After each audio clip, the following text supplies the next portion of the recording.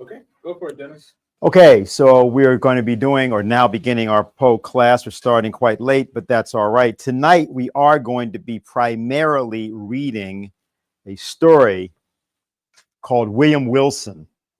We might want to find a way that people can get on via internet. I actually have a connection. You can get the full story. William Wilson? Yeah. It might be good just to post that. And I want to say a bit about why we're going to do this tonight. Well, first of all, while there are many matters that could be taken up, sometimes what you want to do in a class or a so-called class, at least a reflection upon matters pertaining to what we keep referring to as intelligence matters. You have to take into account what's actually happening. Something happened this week. Several things happened this week involving the United States and the fate of the United States. Things that are so momentous as to be staggeringly important compared to what people actually know about them. Never at any time since this country's inception has the population been less informed, including from the inception, than it is now as to what is actually going on, what actually confronts it, and what immediately confronts it. Now, with that said, however, it would do absolutely no good to become hysterical about that. Nothing will. It's sort of like what our reading of Descent into the Maelstrom. We're in a situation very much like that. And it's a situation which people may not have intended to get themselves into, but they are in it. In specific, this involves the fact that a new weapon system was deployed by Russian President Vladimir Putin in response to the United States deploying a weapon system, indicating that it would do this in a New York Times story that appeared on Sunday, which simply alleged that the President of the United States had authorized that Ukraine would be given the permission to use American long-range missiles to strike inside of the territory of Russia. Now, that's sort of what was said. And in that story were included or were contained at least two fallacies of composition, so that even the story itself is a lie, but it's not known whether or not the President of the United States, Joe Biden, had anything to do with this decision. Now, the decision is blamed on Joe Biden. It's claimed that Joe Biden made the decision, but there are a couple of things that are strange about it. First of all, there's no statement by Joe Biden stating that he has made this decision. There's no verbal confirmation from Joe Biden, including when he was in Brazil at the G20 summit, that he, in fact, made this decision. There was a meeting days prior to the decision being made between Joe Biden and President-elect Donald Trump. And to the best of anyone's knowledge, certainly it's the case that Donald Trump is asserting this. He was not told that the long-range missiles were, quote, be deployed. So nobody really knows for sure that Biden did make this authorization. And the second problem is, as President Vladimir Putin has insisted, there is no such thing as Ukraine being given permission to use the weapons, because Ukraine does not have the satellites, nor does it have the technicians, nor does it have the permission to deploy said weapons. That permission has to be given by NATO personnel.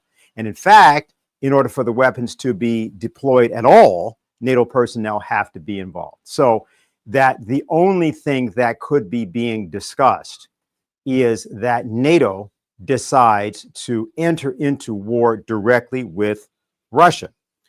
And that deployment of such long-range missiles would mean that that's what had happened. Therefore, that would completely change the complexion, the content, and the form of the war. Now, Putin had made these statements as of September 12th.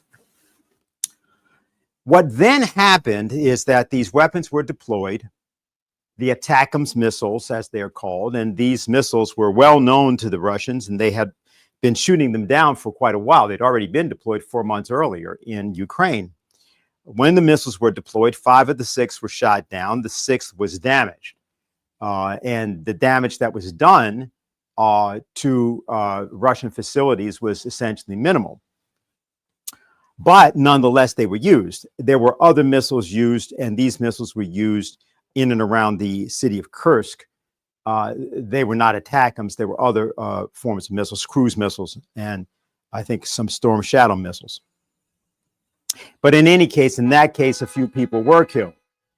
This then caused Vladimir Putin to deploy, or to allow to be deployed, what was called an experimental intermediate range ballistic missile system, which is called the Orezhkin or Hazel. Now, this intermediate range ballistic missile system is a problem. The reason it's a problem is that it's a hypersonic missile system. And it is also a MIRV system. That is, it carries multiple warheads, multiply independently targeted reentry vehicles. And each one of these MIRVs, each one of these warheads, is itself a delivery system. So within each one of the 6 warheads, there are 2 or more explosive devices, bombs or other forms of explosive devices. So it's sort of like a mailman. And so when you shoot it, it drops off delivery systems. And those delivery systems each have bombs in them. Now, this weapon was actually designed by the Russians to take out the newly built facilities in Romania and also facilities that we're working on in Poland, and was secret, was not known to exist. But it's hypersonic, which means that there is no way that any missile that exists in the West can shoot it down. Cannot be shot down. And it would not have been it would not have been deployed had the United States not left the intermediate range missile treaty, INF treaty, intermediate nuclear forces treaty, which happened, as I said, in 2019. Now, here's why it's a problem. The system was deployed, it worked. It means that it is now known by all forces in NATO that no matter what they do vis-a-vis Ukraine or themselves, it is possible for Russia, using this missile, to hit any city anywhere in Europe with conventional weapons, and they cannot be shot down. The Russians can tell people, and have said they will, when they're going to use this missile, because there's nothing that you can do about it. The problem is that having been deployed means that in the Pentagon and in the various defense ministries of France, Germany, and Great Britain, you are now left either with humiliating acknowledgement of defeat or the use of nuclear weapons. And that's why the Russians didn't want to do it.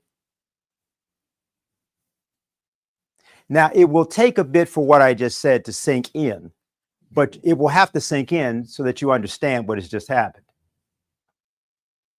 Because, sir. I'm just wondering, like, before this new weapon was released, Mm-hmm. what other options would the Europeans, for example, have had? What they would have thought they could have done, what they thought they could do is that they could use these things, which they can't even produce.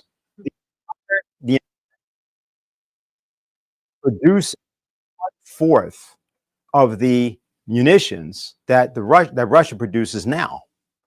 So in order for them to even catch up in terms of the missiles they have, they'd have to quadruple their production, which they can't do. But now that this has been deployed, this means that even if you did that, the character of what you're deploying is strategically, qualitatively inferior to anything to what the Russians have in this one system. Now, there are other systems because they've been working with hypersonic designs. I mean, these things go at Mach 10. That means 20,000 miles an hour. Okay, 20,000 kilometers an hour. But I mean, it's fast. It's fast. Actually, it is 20,000 miles an hour. I'm sorry, because Mach is 2,000 miles an hour, 1 Mach. So that is what it is. It also has a problem with respect to nuclear war. That is, if you put nuclear warheads on these things, well, it's sort of not possible for you to escape anything because they can fly also. Here's the other thing about these weapons, just to say one thing about this, which Putin said when he originally talked about them some years ago. He made the point that the exhaust systems on these weapons, depending on how you fly them, but you could decide to fly so if you will, a dirty system, which was flying so low to the ground that what it just simply did was release the exhaust from the missile and just would pollute the hell out of everything around it. Now, I'm not saying the Russians intend to do that, but you just have to understand when you get into hypersonic devices, what the possibilities are is this is a truly ugly form of warfare, which, while it is ultimate, means that you can't actually win a war against them. That's what they've essentially. That's what this is. You can destroy yourself and them. You have that capability, but you don't have the capability of winning. So all of the discussion about winning in Ukraine is over as of the release of this weapon, though that discussion may continue. And that's the problem. What I'm referring to here in terms of the issue of the problem is you want to understand it. Think about the reactions that you are still hearing from various people in the Democratic Party in the aftermath of the Trump victory in the election. You hear people continually talking about how there's something that was wrong with the voters that voted that way, or speaking as if the election was not won as it was won. And in fact, the action just taken is of precisely the same caliber. That is, if Biden, let's assume Biden were completely conscious. Let's assume he did make the decision. Let's just assume for a moment that he had several days of lucidity and he knew exactly what he was doing and he did that. Well, what does that mean about the continuity of transition of power, the continuity of government between him and the president-elect? Then that would have broken down completely. So that would be itself a cause for great alarm by any number of leaders in the world, because it would indicate that the process in terms of the transition of power had broken down. Okay, but at least then you would know that Biden had done it. If you have a situation where you're not certain that Biden did it, what are we in? And the problem for Donald Trump is that although people are calling for him to act, and yes, it may in fact well be that he has to act, he's not president.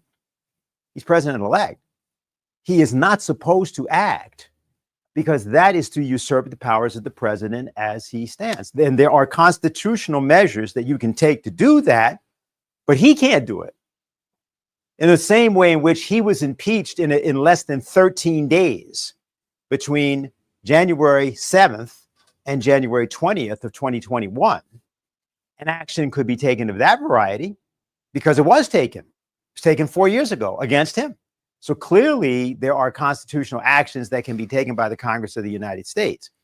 If the Congress won't take those actions in a situation in which we now have the United States de facto at war with Russia, which is the most powerful nuclear state in the world outside of the United States and maybe including the United States.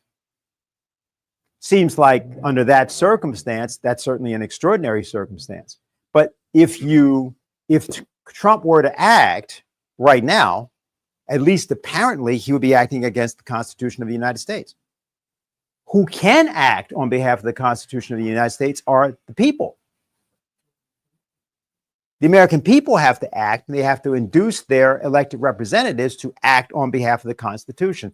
Dennis Kucinich, former congressman, who also had endorsed or supported at least Jose's campaign here in the Bronx, at least in the sense that he had moral support for it, and he thought that, and he wanted to support Jose against Richie Torres, put out a statement in which he described why this is an impeachable offense, or why what just happened is an impeachable offense.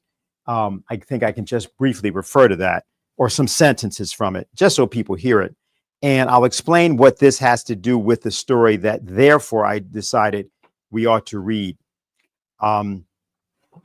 So this is what Kucinich said in part, not entirely, but it gives you an indication. All right.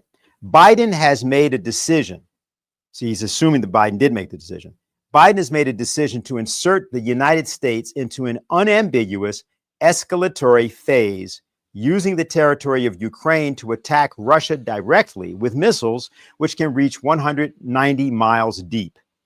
This is an illegal act by the president, which puts our nation on a path to war with Russia. The American people voted for Trump to end the wars. Biden apparently wants to end the world. Trump is listening to the American people. Biden is listening to NATO's malignant agenda. Trump has put America's interests for peace and prosperity first. No president has the right to use unilateral executive authority to permit a U.S. missile strike against another nation. And then he describes it as an impeachable offense.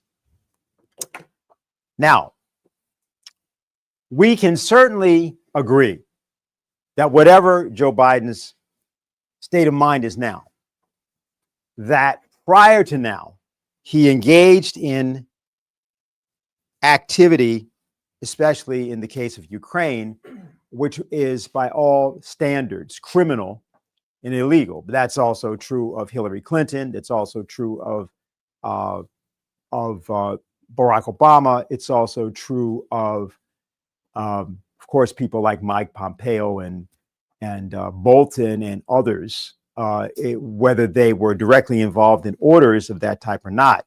It was a multi-partisan enterprise. It wasn't just Democrats. And it's also true that this was congruent with what the Bush administration, Bush 43 administration, had been doing in Iraq. What we're going to do is we're going to look at, however, a video taken this week of Joe Biden, and this was in Brazil at the G20 meeting. I'm going to play just a section of it to consider the apparent state of Joe Biden as of now.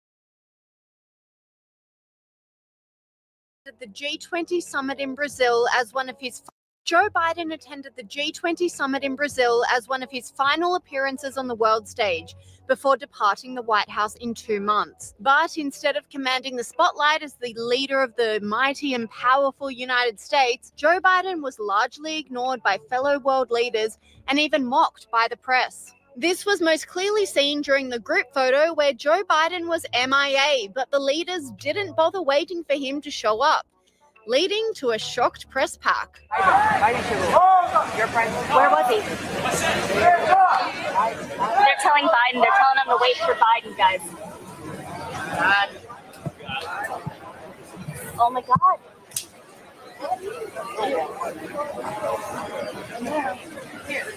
Do you see him, Joe? Far left. Left to the left of the palm tree. Oh my God. But they took it. Yep. He's right there. Joe, he's behind the palm tree right now. I don't see it. The internet exploded, with this commentator highlighting China's President Xi Jinping front and center of the photo. He said, "Pretty clear which superpower leader thinks he is bossing the G20, and no Biden in sight." And it wasn't only world leaders throwing shade at Biden. The world's media mocked him too. This commentator said, "Foreign media mocks Biden as they film him totally stranded and lost at G20. Everyone walked off on him." And the disrespect continued when photographers tried to get the leaders back to retake the photo to include Joe Biden. But no one listened and simply walked off. This commentator said the G20 took their photo without Joe Biden. When they finished and tried to get the leaders back in place and wait for Joe, they still all walked off the stage. The reporters were shocked. The Joe Biden and Kamala Harris administration never got any respect for 4 years. And after missing the photo, Joe Biden was still seen wandering around, seemingly very confused and eventually abandoned by Canadian Prime Minister Justin Trudeau.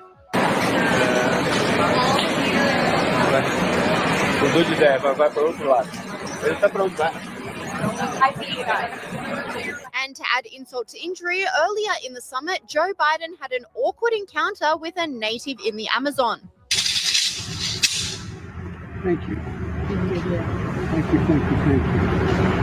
Heard a lot about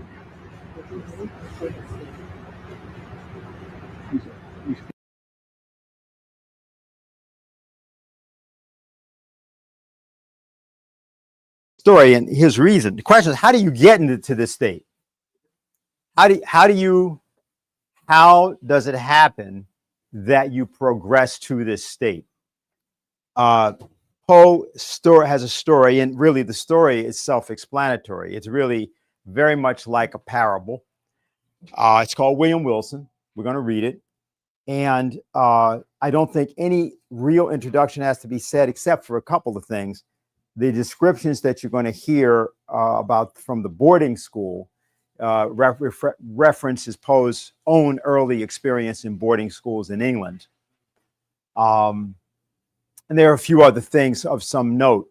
I'll say one thing about the story and about our reading. There is actually a good reading that's on the internet, pretty good reading, for those who want to hear it and who may be watching and may want to refer to that. But we're going to read it aloud because of what it says. Now, this is Poe doing many things. And what we'll do is there are a few passages which when we get there, I'll say what they're about or who he's referring to. I'll start us off and I'll give you an example of what I mean. But I want to make sure everybody has copies. Is that the case? Everybody has copies now? Okay. And what I think might be useful about the way we're going to do this is it also might be useful for people to realize in reading Poe, it's sometimes useful. Don't skip over things that that aren't clear.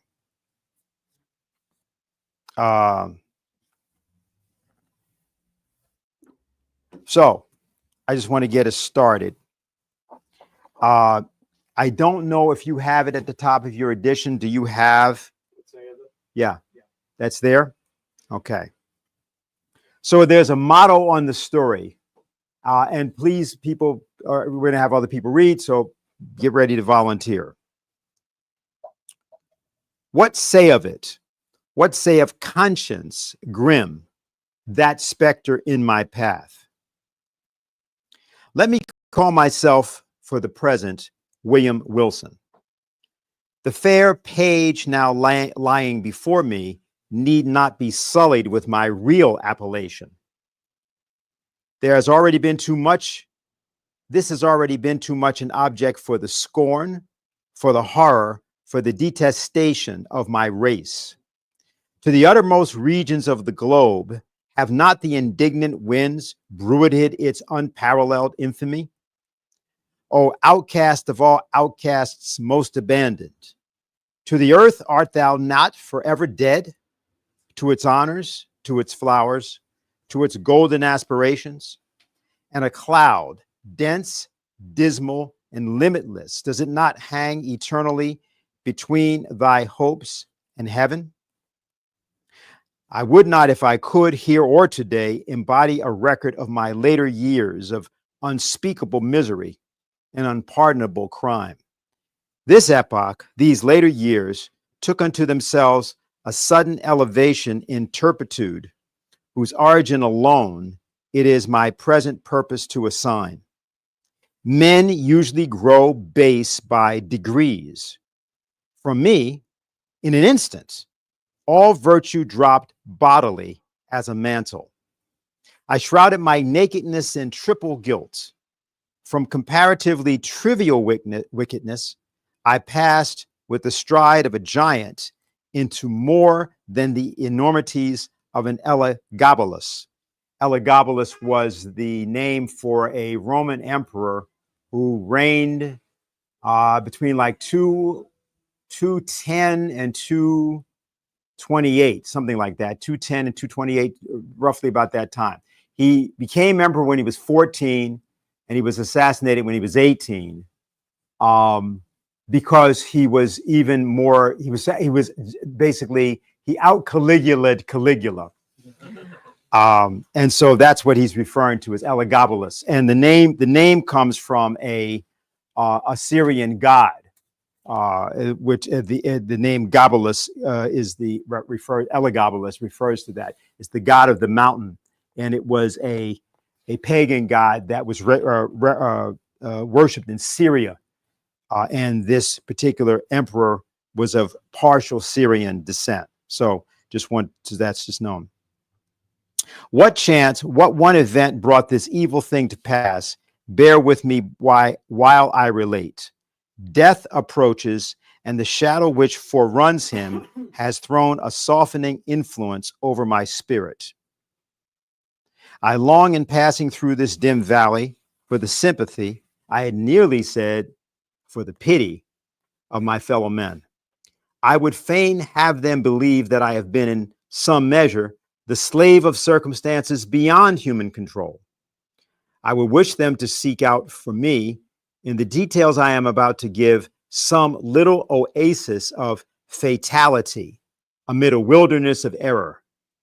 I would have them allow what they cannot refrain from allowing, that although temptation may have erewhile existed as great, man was never thus, at least, tempted before, certainly never thus fell, and therefore has he never thus suffered.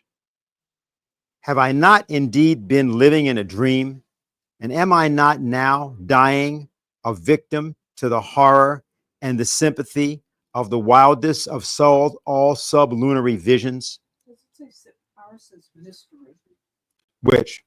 Our copy, it says the horror and the mystery. The mystery of the wildest of all sublunary visions. Okay. I'd like somebody else to read, because there's one section I have to read because it's got so many allusions to it. Who'd like to read? You want to? Very fine. You have to come up though. We did have one. We had one sentence redacted. Yeah. Yeah. Yes, that's one of the other reasons. And which one was that? I clothed myself in triple guilt. Ah, right. Okay. We can just.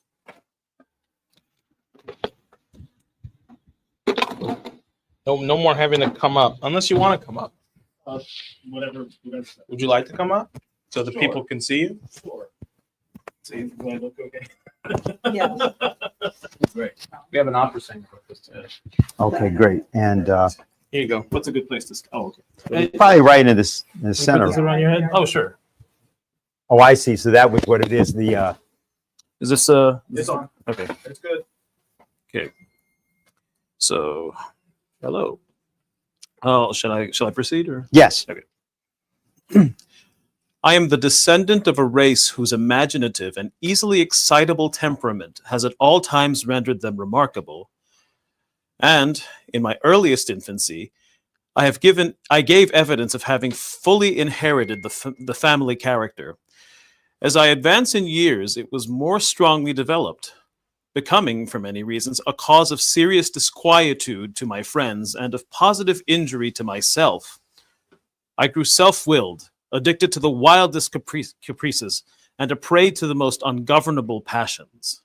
Weak-minded and beset with constitutional infirmities akin to my own, my parents could do but little to check the evil propensities which distinguished me. Some feeble and ill-directed efforts resulted in complete failure on their part, and, of course, in total triumph on mine. Thenceforward, my voice was a household law, and at an age when few children have abandoned their leading strings, I was left to the guidance of my own will, and became, in all but name, the master of my own actions. My earliest recollections of a school life are connected with a large, rambling Elizabethan house in a misty-looking village of England, where were a vast number of gigantic and gnarled trees, and where all the houses were excessively ancient. In truth, it was a dreamlike and spirit-soothing place, that venerable old town.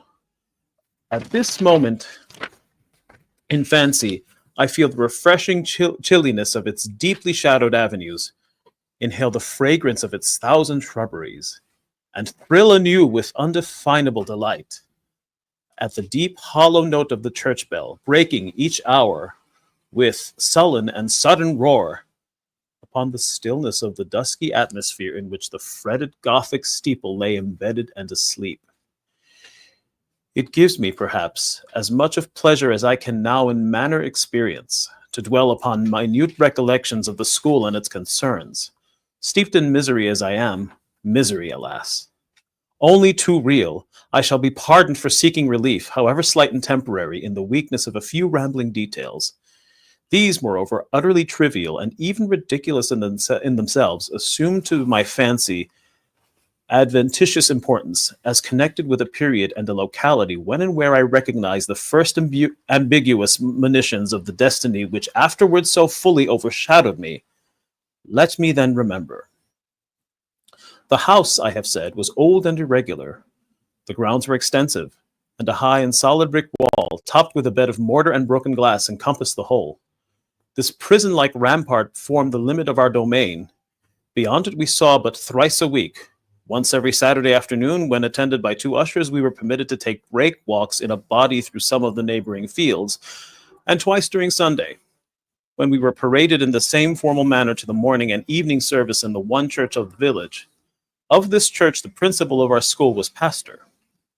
With how deep a spirit of wonder and perplexity was I wont to regard him from our remote pew in the gallery as, with step solemn and slow, he ascended the pulpit. And this reverend man, with countenance so demurely benign, with robes so glossy and so clerically flowing, with wigs so minutely powdered, so rigid and so vast, could this be he who of late with sour visage and in snuffy habiliments administered ferule in hand the draconian laws of the academy? O gigantic paradox, too utterly monstrous for solution. At an angle of the ponderous wall frowned a more ponderous gate. It was riveted and studded with iron bolts and surmounted with jagged iron spikes. What impressions of deep awe did it inspire! It was never opened save for the 3 periodical egressions and ingressions already mentioned. Then, in every creak of its mighty hinges, we found a plenitude of mystery, a world of matter for solemn remark or for more solemn meditation. The extensive enclosure was irregular in form, having many capacious recesses. Of these, 3 or 4 of the largest constituted the playground. It was level and covered with fine, hard gravel. I well remembered it had no trees, nor benches, nor anything similar within it. Of course, it was in the rear of the house. In front lay a small parterre, planted with box and other shrubs. But through this sacred division we passed only upon rare occasions indeed, such as a first advent to school or final departure thence, or perhaps when a parent or friend having called for us, we joyfully took our way home for the Christmas or midsummer holidays. But the house, how quaint an old building was this! To me, how veritably a palace of enchantment. There was really no end to its windings, to its incomprehensible subdivisions. It was difficult at any given time to say with certainty upon which of its 2 stories one happened to be. From each room to every other, there were sure to be found 3 or 4 steps either in ascent or descent. Then the lateral branches were innumerable, inconceivable, and so returning in upon themselves, that our most exact ideas in regard to the whole mansion were not very far different from those with which we pondered upon infinity. During the 5 years of my residence here, I was never able to ascertain with precision in what remote locality lay the little sleeping apartment assigned to myself and some 18 or 20 other scholars. The schoolroom was the largest in the house. I could not help thinking, in the world. It was very long, narrow, and dismally low, with pointed Gothic windows and a ceiling of oak. In a remote and terror-inspiring angle was a square enclosure of 8 or 10 feet comprising the sanctum, during hours, of our principal, the Reverend Dr. Bransby. It was a solid structure with massy doors sooner than open, which, in the absence of the Domini, we would all have willingly perished by the peine forte et dure. Let me say that means torture.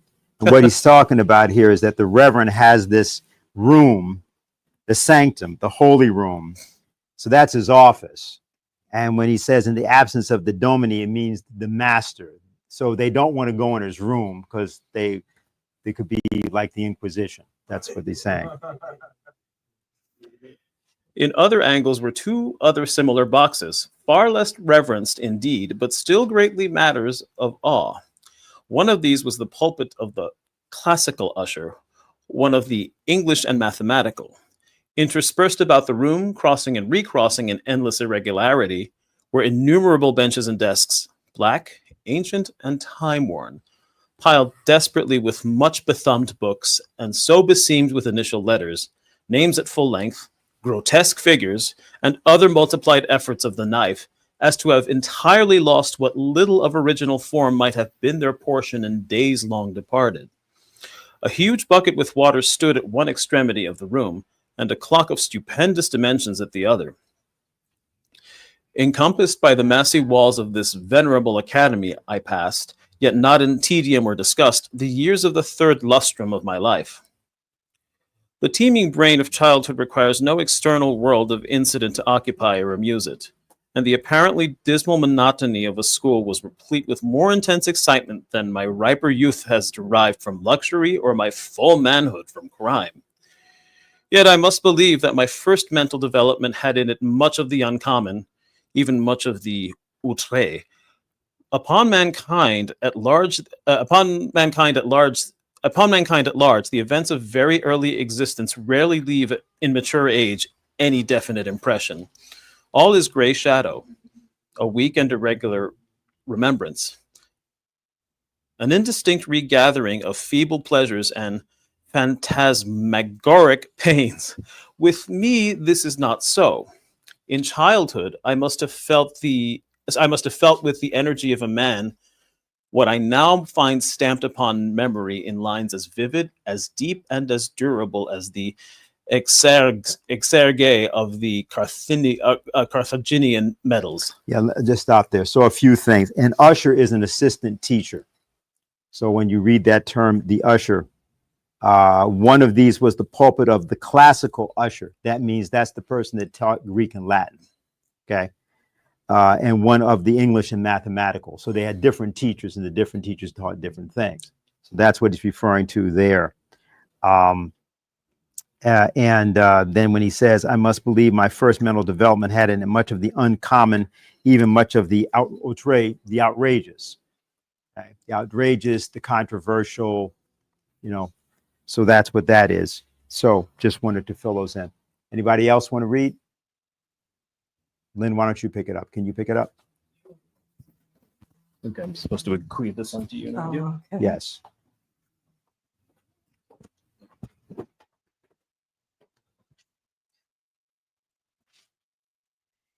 Encompassed by the massy walls of this venerable academy, I passed, yet not in. Oh, no, he just read that. Oh, I'm Yet, sorry. in fact. Okay. Next. Yet, in fact, in the fact of the world's view, how little there was there to remember. The morning's awakening, the nightly summons to bed, the connings, the recitations, the periodical half holidays, the perambulations, the playground, with its broils, its pastimes, its intrigues. These, by a mental sorcery long forgotten, were made to involve a wilderness of sensation, a world of rich incident, a universe of varied emotion, of excitement, the most passionate and spirit stirring. Oh, le bon temps que ce cycle de fer. That means, oh, the age of the, oh, for the age of iron was such a good time. The Iron Age was not a good time. Okay. So, In truth, the ardor, the enthusiasm, the imperiousness of disposition soon rendered me a marked character among my schoolmates, and by slow but natural gradations gave me an ascendancy over all not greatly older than myself, over all with a single exception. This exception was found in a person of a scholar who, although no relation, bore the same Christian and surname as myself, a circumstance, in fact, little remarkable, for notwithstanding a noble descent, mine was one of those everyday appellations which seem, by prescriptive right, to have been, time out of mind, the common property of the mob. In this narrative, I have therefore designated myself as William Wilson, a fictitious title not very dissimilar to the real. My namesake alone, of those who in the school phraseology constituted our set, presumed to compete with me in the studies of the class, in the sports and broils of the playground, to refuse implicit belief in my assertions and my submission to my will, indeed, to interfere with my arbitrary dictation in any respect whatsoever.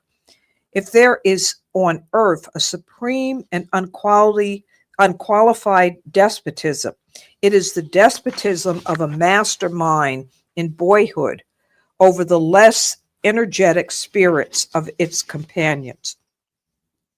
Wilson's rebellion was to me a source of the greatest embarrassment, and more so as, in spite of the bravado with which in public I made a point of treating him and his pretensions, I secretly felt that I feared him and could not help thinking of the equality which he maintained so easily with myself, a proof of his true superiority, since not to be overcome cost me a perpetual struggle. Yet this superiority, even this equality, was in truth acknowledged by no one but myself. Our associates, by some unaccountable blindness, seemed not even to suspect it. Indeed, his competition, his resistance, and especially his impertinent and dogged interference with my purposes were not more pointed than private. He appeared to be destitute alike of the ambition which urged and of the passionate energy of mind which enabled me to excel. In his rivalry, he might have been supposed actuated solely by a whimsical desire to thwart, astonish, or mortify myself, although there were times when I could not help observing, with a feeling made up of wonder, abasement, and pique, that he mingled with his injuries, his insults, or his contradictions, a certain most inappropriate and assuredly most unwelcome affectionateness of manner.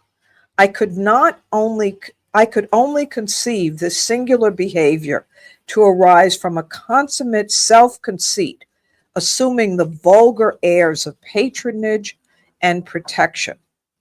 Perhaps it was this latter trait in Wilson's conduct, conjoined with our identity of name and the mere incident of having entered the school upon the same day, which set afloat the notion that we were brothers among the senior classes in the academy.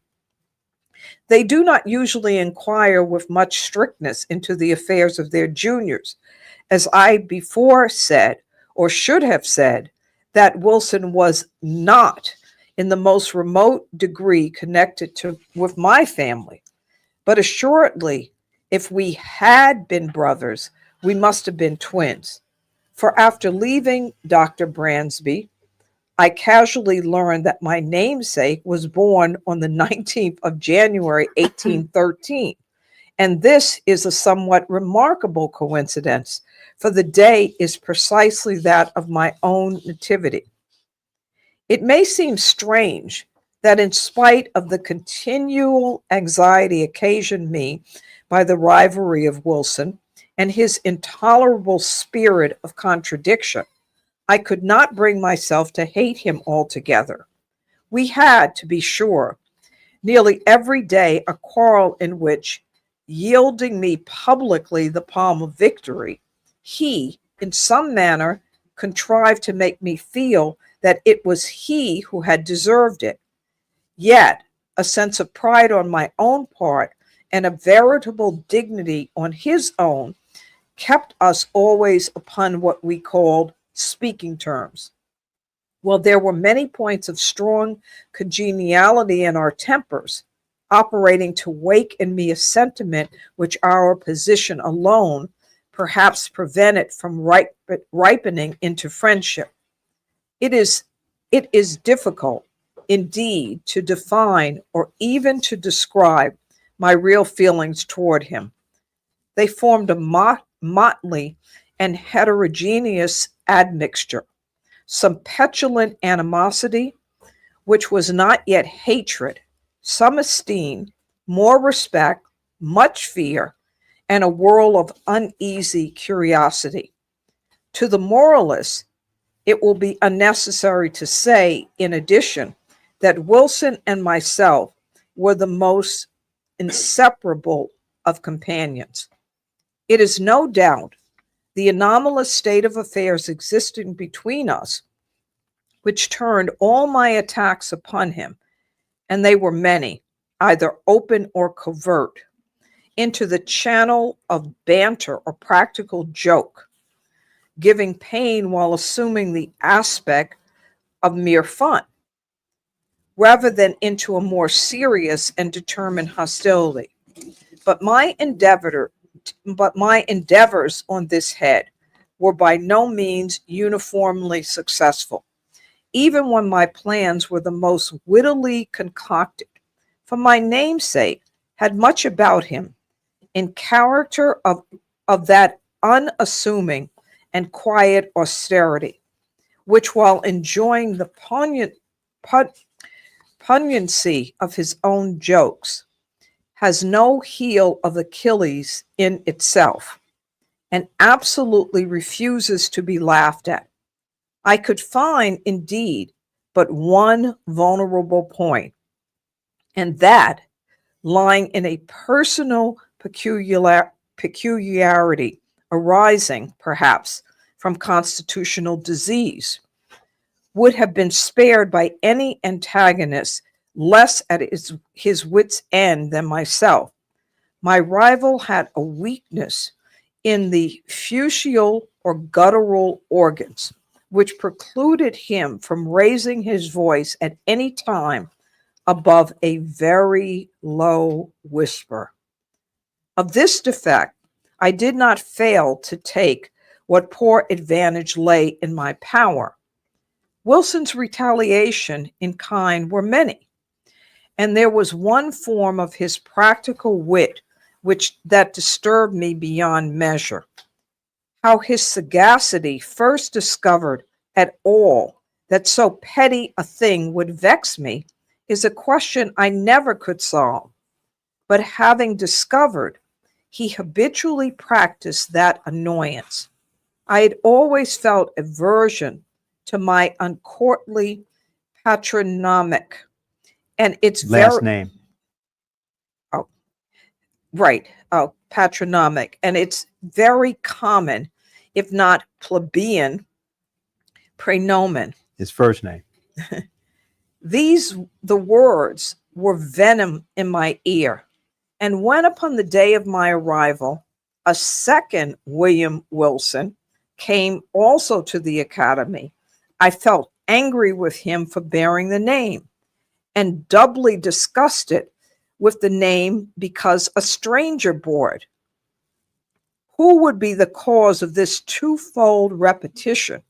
Who would be constantly in my presence, and whose concerns in the ordinary routine of the school business must inevitably, on account of the detestable coincidence, be confronted with my own? The Confounded feeling my own. Somebody else want to? be often confounded with my own. Yeah. Let's switch. Yeah, please.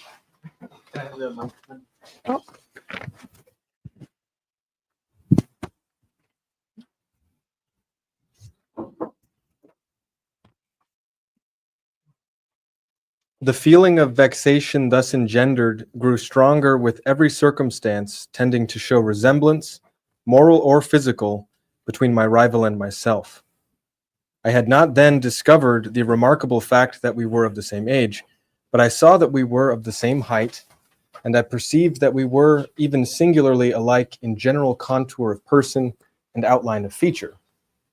I was galled, too, by the rumor touching a relationship which had grown current in the upper forms. In a word, nothing could more seriously disturb me, although I scrupulously concealed such disturbance, than any allusion to a similarity of mind, person, or condition existing between us. But in truth, I had no reason to believe that, with the exception of the matter of relationship, and in the case of Wilson himself, this similarity had ever been made a subject of comment, or even observed at all by our schoolfellows. That he observed it in all its bearings and as fixedly as I was apparent, but that he could discover in such circumstances so fruitful a field of annoyance can only be attributed, as I said before, to his more than ordinary penetration. His cue, which was to perfect an imitation of myself, lay both in words and in actions, and most admirably did he play his part. My dress it was an easy matter to copy. My gait and general manner were, without difficulty, appropriated. In spite of his constitutional defect, even my voice did not escape him.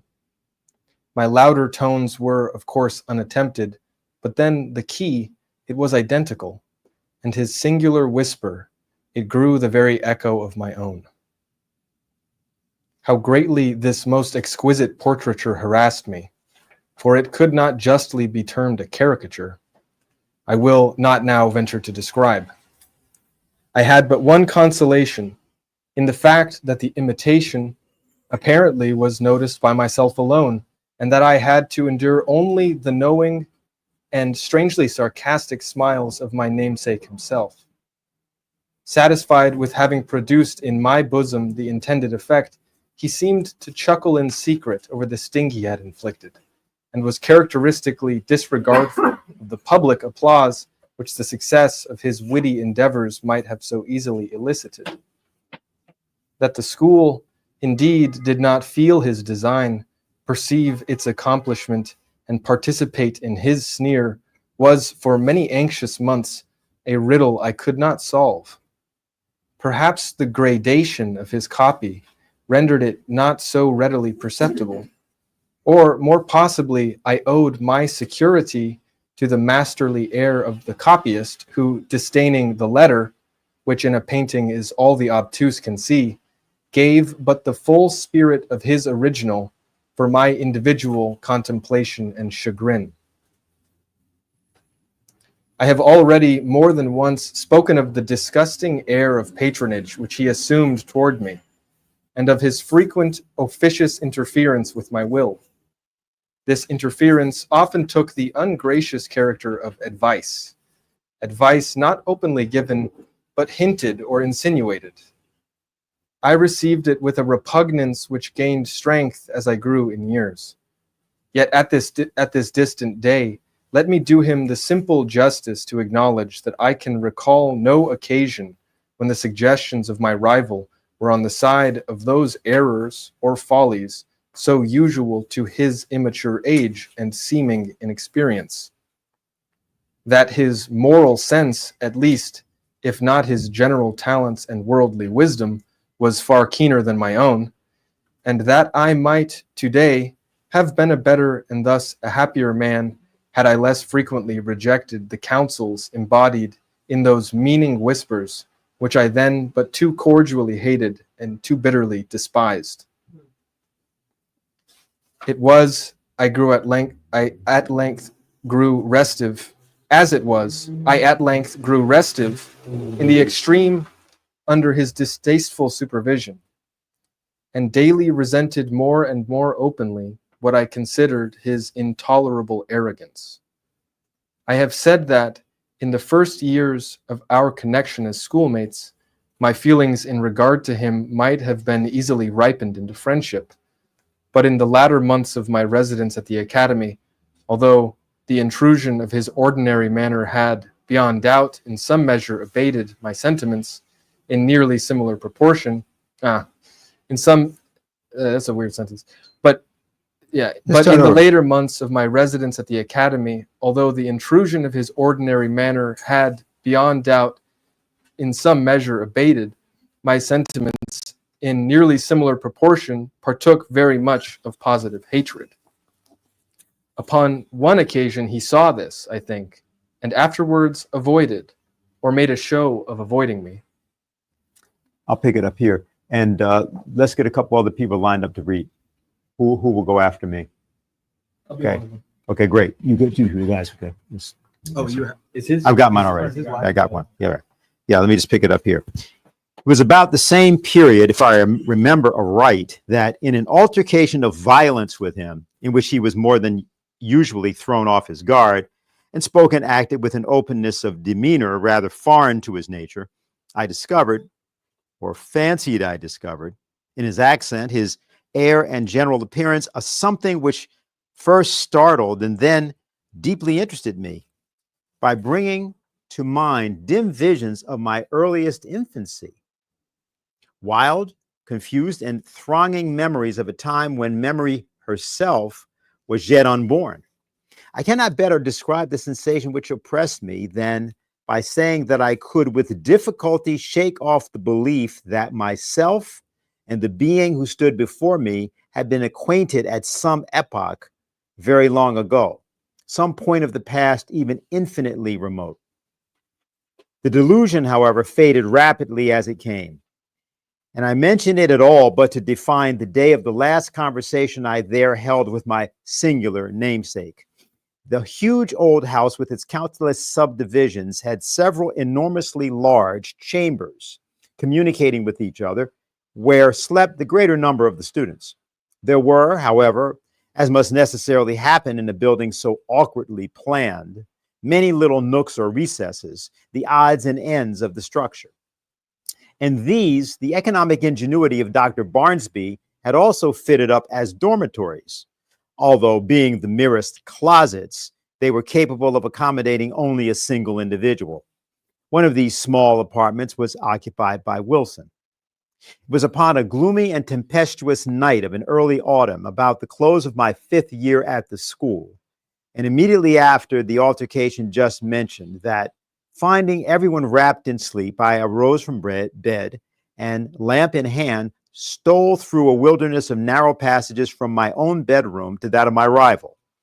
I had been long plotting one of those ill-natured pieces of practical wit at his expense, in which I had hitherto been so uniformly unsuccessful. It was my intention now to put my scheme in operation, and I resolved to make him feel the whole extent of the malice with which I was imbued.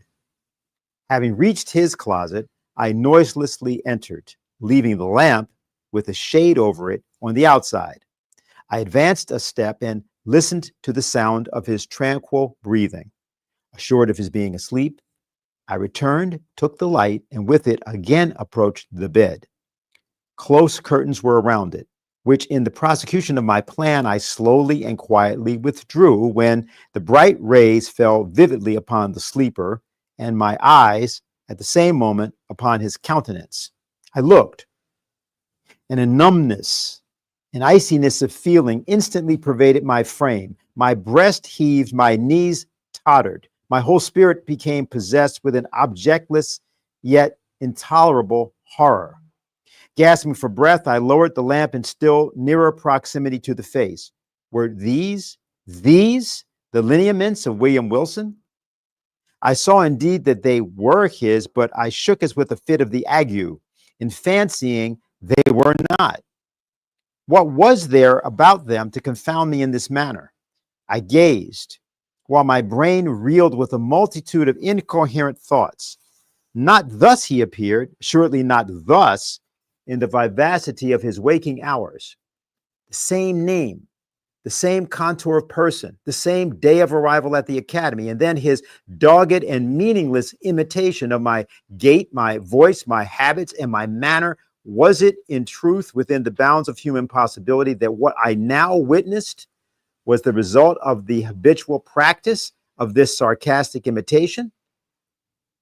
Awe-stricken and with a creeping shudder, I extinguished the lamp, passed silently from the chamber, and left at once the halls of that old academy, never to enter them again. Okay. Kynan, you want to pick it up? Yeah.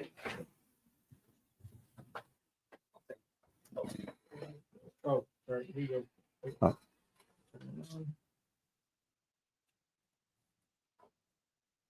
Here you go.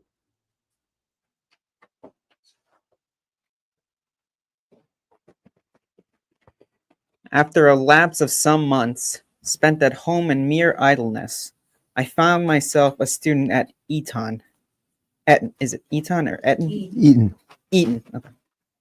The brief interval had been sufficient to enfeeble my remembrance of the events at Dr. Bransby's, or at least to effect a material change in the nature of the feelings with which I remembered them. The truth, the tragedy of the drama was no more. I could now find room to doubt the evidence of my senses, and seldom called up the subject at all, but would wonder at the extent of human credulity, and a smile at the vivid force of the imagination which I hereditarily possessed.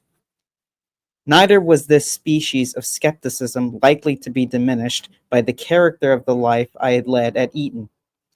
The vortex of thoughtless folly into which I there so immediately and so recklessly plunged washed away all but the froth of my past hours, engulfed at once every solid or serious impression, and left to memory only the various levities of a former existence. I do not wish, however, to trace the course of my miserable profligacy here, a profligacy which set at defiance the laws, while it eluded the vigilance of the institution. 3 years of folly, passed without profit, had but given me rooted habits of vice, and added, in a somewhat unusual degree, to my bodily stature, when, after a week of soulless dissipation, I invited a small party of the most dissolute students to a secret carousal in my chambers. We met at a late hour of the night, for our debaucheries were to be faithfully protracted until morning. The wine flowed freely, and there were not wanting other and perhaps more dangerous seductions, so that the gray dawn had already faintly appeared in the east, while our delirious extravagance was at its height. Madly flushed with cards and intoxication, I was in the act of insisting upon a toast of more than wonted profanity, when my attention was suddenly diverted by the violent, although a partial unclosing of the door of the apartment, and by the eager voice of a servant from without. He said that some person, apparently in great haste, demanded to speak with me in the hall. Wildly excited with wine, the unexpected interruption rather delighted than surprised me. I staggered forward at once, and a few steps brought me to the vestibule of the building. In this low and small room there hung no lamp, and now no light at all was admitted, save that of the exceedingly feeble dawn which made its way through the semicircular window. As I put my foot over the threshold, I became aware of the figure of a youth about my own height, and habited in a white kerseymere morning frock, cut in the novel fashion of the one I myself wore at that moment. This the faint light enabled me to perceive, but the features of his face I could not distinguish. Upon my entering, he strode hurriedly up to me, and, seizing me by the arm with a gesture of petulant impatience, whispered the words, "William Wilson," in my ear. I grew perfectly sober in an instant. There was that in the manner of the stranger, and in the tremulous shake of his uplifted finger, as he held it between my eyes and the light, which filled me with unqualified amazement. But it was not this which had so violently moved me. It was the pregnancy of solemn admonition in the singular, low, hissing utterance. And, above all, it was the character, the tone, the key of those few, simple, and familiar, yet whispered syllables, which came with 1,000 thronging memories of bygone days, and struck upon my soul with the shock of a galvanic battery. Ere I could recover the use of my senses, he was gone. Although this event failed not of a vivid effect upon my disordered imagination, yet was it evanescent as vivid. For some weeks, indeed, I busied myself in earnest inquiry, or was wrapped in a cloud of morbid speculation. I did not pretend to disguise from my perception the identity of the singular individual who thus perseveringly interfered with my affairs, and harassed me with his insinuated counsel. But who and what was this Wilson? And whence came he? And what were his purposes? Upon neither of these points could I be satisfied, merely ascertaining, in regard to him, that a sudden accident in his family had caused his removal from Dr. Bransby's academy on the afternoon of the day in which I myself had eloped. But in a brief period, I ceased to think upon the subject, my attention being all absorbed in a contemplated departure for Oxford. Thither I soon went, the uncalculating vanity of my parents furnishing me with an outfit and an annual establishment, which would enable me to indulge at will in the luxury already so dear to my heart, to vie in profuseness of expenditure with the haughtiest heirs of the wealthiest earldoms in Great Britain. Excited by such appliances to vice, my constitutional temperament broke forth with redoubled ardor, and I spurned even the common restraints of decency in the mad infatuation of my revels. But it were absurd to pause in the detail of my extravagance. Let it suffice that among spendthrifts I out-Heroded Herod, and that, giving name to a multitude of novel follies, I added no brief appendix to the long catalogue of vices than usual in the most dissolute university of Europe. Jose?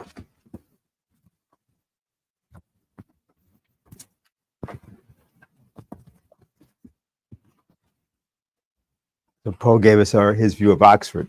Is that what this is? Yeah, that's what he's discussing. Oxford University now. Okay. All right. I have questions, but I'll wait till we finish. Yeah. Oh, if you need to use a phone, you can use my phone. It could hardly be credited, however, that I had, even here, so utterly fallen from the gentlemanly estate as to seek acquaintance with the vilest arts of the gambler by profession, and, having become an adept in his despicable science, to practice it habitually as a means of increasing my already enormous income at the expense of the weak-minded among my fellow collegians. Such, nevertheless, was the fact, and the very enormity of this offense against all manly and all honorable sentiment proved, beyond doubt, the main, if not the sole reason of the impunity with which it was committed. Who indeed, among my most abandoned associates, would not rather have disputed with clearest evidence of his senses than have suspected of such courses, the gay, the frank, the generous William Wilson, the noblest and most liberal commoner at Oxford, him whose follies, said his parasites, were but the follies of youth and unbridled fancy, whose errors but inimitable whim, whose darkest vice but a careless and dashing extravagance. I had been now 2 years successfully busied in this way, when there came to the university a young parvenu nobleman. Parvenu? Yeah, parvenu. What does that mean? What? Byseam?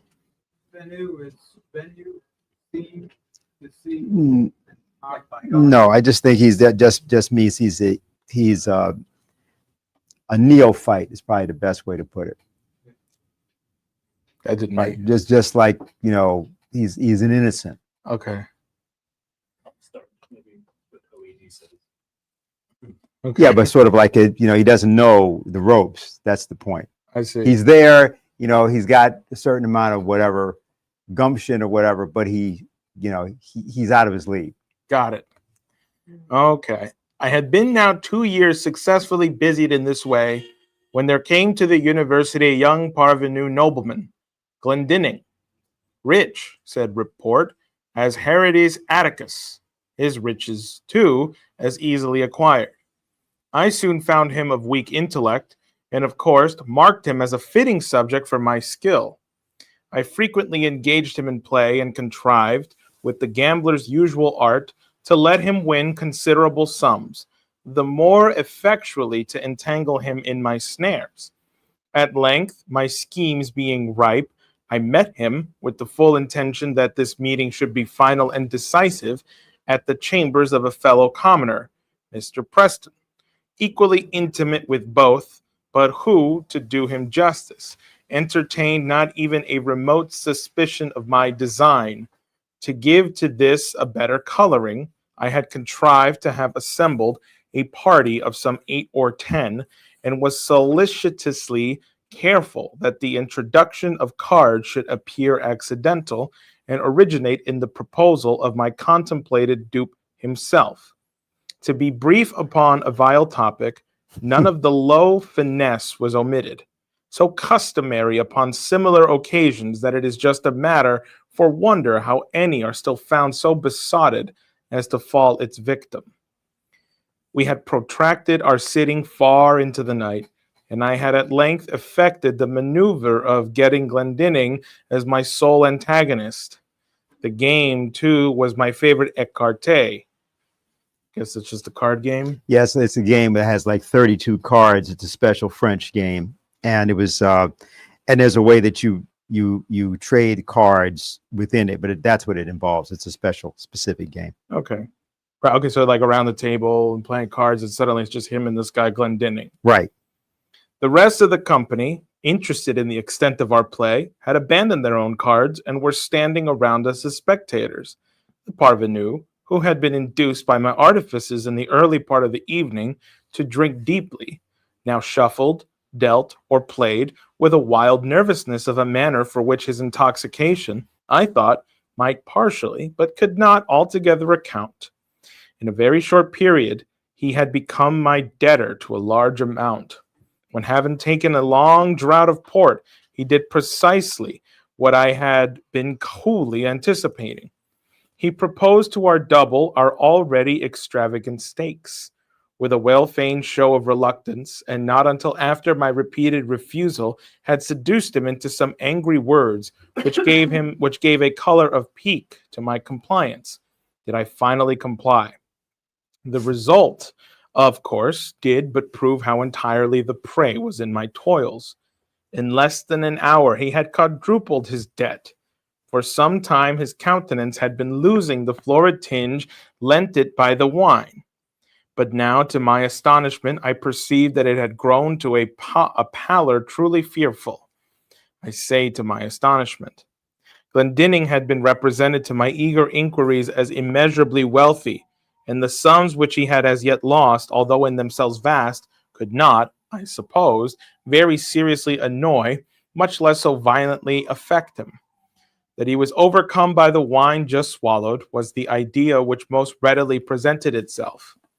And rather with a view to the preservation of my own character in the eyes of my associates than from any less interested motive, I was about to insist peremptorily upon a discontinuance of the play, when some expressions at my elbow from among the company, and an ejaculation evincing utter despair on the part of Glendinning, gave me to understand that I had effected his total ruin under circumstances which, rendering him an object for the pity of all, should have protected him from the ill offices even of a fiend.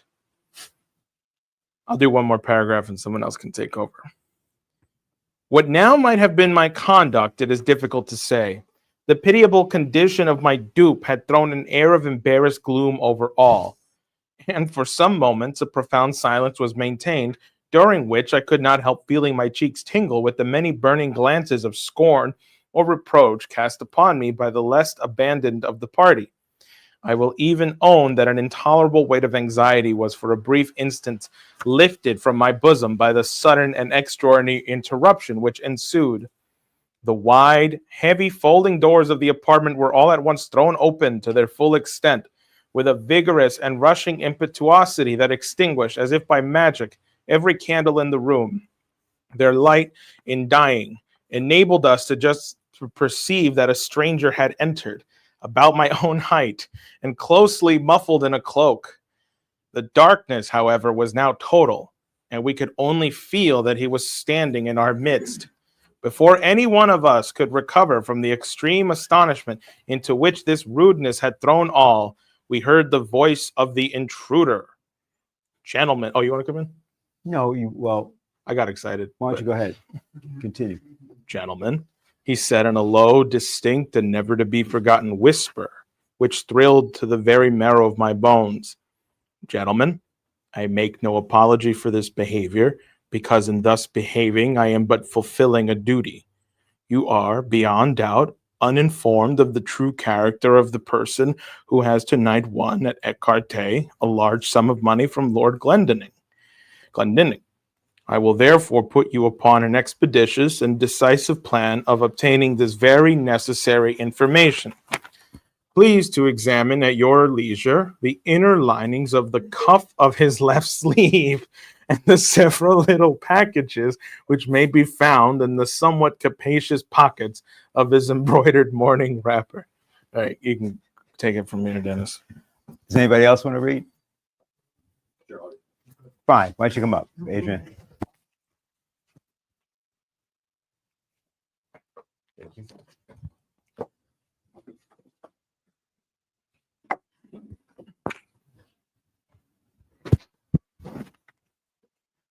While he spoke, so profound was the stillness that one might have heard a pin drop upon the floor. In ceasing, he departed at once, and as abruptly as he had entered. Shall I describe my sensations? Must I say that I felt all the horrors of the damned? Most assuredly, I had little time given for reflection. Many hands roughly seized me upon the spot, and lights were immediately reprocured. A search ensued. In the lining of my sleeve were found all the court cards essential in écarté, and in the pockets of my wrapper a number of packs, facsimiles of those used at our sittings, with the single exception that mine were of the species called technically arrondes.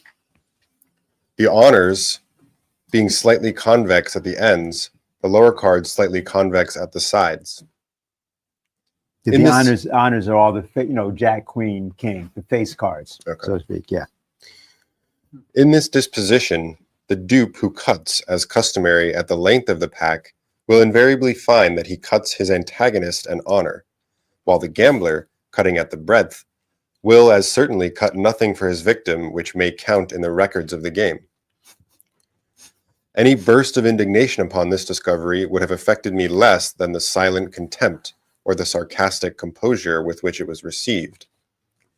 "Mr. Wilson," said our host, stooping to remove from beneath his feet an exceedingly luxurious cloak of rare furs. "Mr. Wilson, this is your property. The weather was cold, and upon quitting my own room, I had thrown a cloak over my dressing wrapper, putting it off upon reaching the scene of play. I presume it is supererogatory to seek here, eyeing the folds of the garment with a bitter smile, for any farther evidence of your skill. Indeed, we have had enough. You will see the necessity, I hope, of quitting Oxford, at all events of quitting instantly my chambers. Is that the first time he mentions Oxford, or did I miss it? No, he mentioned it. He mentioned it earlier. Okay.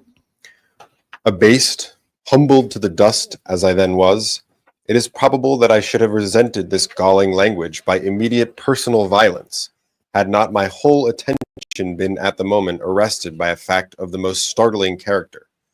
The cloak which I had worn was of a rare description of fur. How rare, how extravagantly costly, I shall not venture to say. Its fashion, too, was of my own fantastic invention, for I was fastidious to an absurd degree of coxcombry in matters of this frivolous nature. When therefore Mr. Preston reached me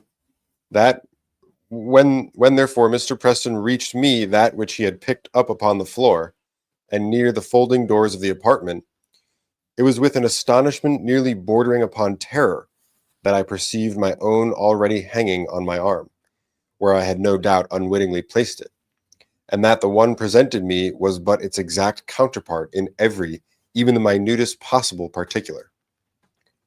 The singular being who had so disastrously exposed me had been muffled, I remembered, in a cloak, and none had been worn at all by any of the members of our party, with the exception of myself. Retaining some presence of mind, I took the one offered me by Preston, placed it unnoticed over my own, left the apartment with a resolute scowl of defiance, and next morning, ere dawn of day, commenced a hurried journey from Oxford to the Continent, in a perfect agony of horror and of shame.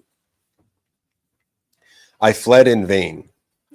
My evil destiny pursued me as if in exultation, and proved indeed that the exercise of its mysterious dominion had as yet only begun. Scarcely had I set foot in Paris ere I had fresh evidence of the detestable interest taken by this Wilson in my concerns. Years flew, while I experienced no relief. Villain! At Rome, with how untimely, yet with how spectral an officiousness, stepped he in between me and my ambition. At Vienna, too, at Berlin, and at Moscow, where, in truth, had I not bitter cause to curse him within my heart. From his inscrutable tyranny did I at length flee, panic-stricken, as from a pestilence, and to the very ends of the earth I fled in vain. And again, in secret communion with my own spirit, would I demand the questions, who is he, whence he came, and what are his objects?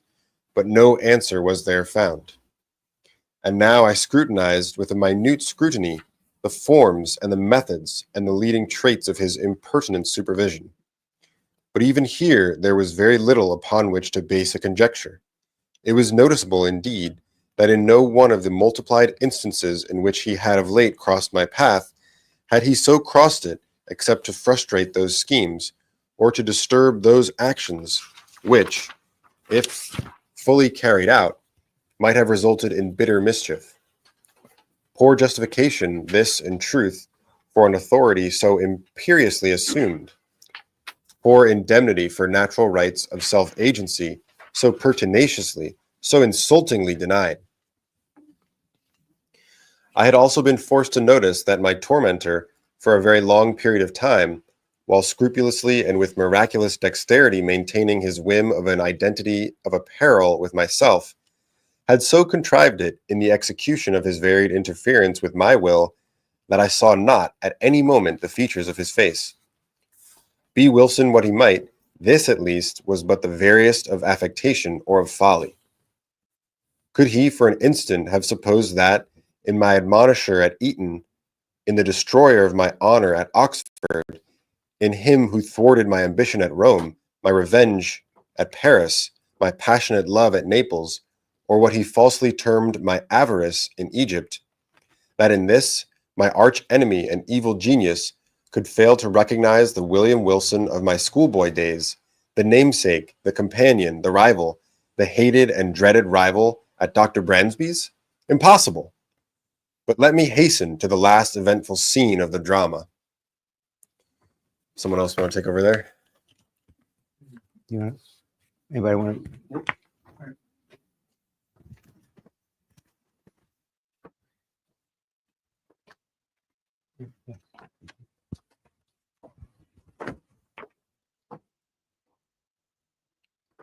Okay. Of the drama. Yeah, thus far. Thus far, yeah. Thus far, I had succumbed supinely to this imperious domination. The sentiment of deep awe with which I habitually regarded the elevated character, the majestic wisdom, the apparent omnipresence and omnipotence of Wilson, added to a feeling of even terror with which certain other traits in his nature and assumptions inspired me, had operated hitherto to impress me with an idea of my own utter weakness and helplessness, and to suggest an implicit, although bitterly reluctant submission to his arbitrary will. But of late days, I had given myself up entirely to wine, and its maddening influence upon my hereditary temper rendered me more and more impatient of control. I began to murmur, to hesitate, to resist, and it was only fancy which induced me to believe that, with the increase of my own firmness, that of my tormentor underwent a proportional diminution. Be this as it may, I now began to feel the inspiration of a burning hope, and at length nurtured in my secret thoughts a stern and desperate resolution that I would submit no longer to be enslaved. It was at Rome during the Carnival of 1832 that I attended a masquerade in the palazzo of the Neapolitan Duke de Broglio. I had indulged more freely than usual in the excesses of the wine table, and now the suffocating atmosphere of the crowded rooms irritated me beyond endurance.